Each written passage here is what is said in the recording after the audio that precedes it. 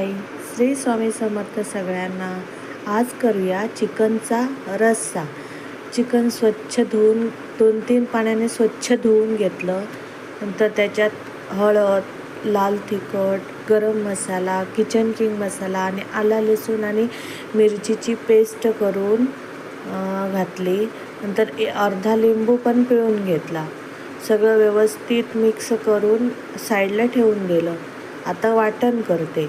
वाटण करण्यासाठी मी ते कांदा तेलामध्ये छानपैकी भाजून घेतला. नंतर त्याच्यात खोबरं घातलं आणि खोबरं पण असं व्यवस्थित खरपूस असं भाजून घेतलं. भाजलेलं खोबरं मिक्सरमध्ये घालून त्याची पेस्ट करून घेतली. चला आता फोडणी करूया. तेल गरम झालं. बारीक चिरलेला एक कांदा छानपैकी असा ब्राऊन होईपर्यंत भाजून घेतला. त्याच्यात एक तमालपत्र घातलं. एक मोठा चिरलेला टोमॅटो घातला. तोही छान असा परतून घेतला.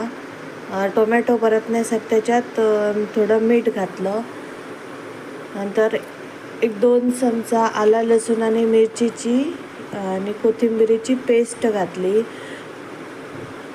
कच्चेपणा निघून जाण्यापर्यंत सगळं व्यवस्थित असं परतून घेतलं. नंतर लाल तिखट घातलं आणि मॅरिनेट केलेले चिकन घातलं. सगळं व्यवस्थित असं मिक्स करून छानपैकी ढवळून घेतलं. थोडं पाणी घातलं आणि झाकण ठेवून शिजायला ठेवून दिलं. झाकण काढून बघा किती छान झालं आहे ना, छान शिजलं आहे. परत एकदा एक वाफ काढून घेते.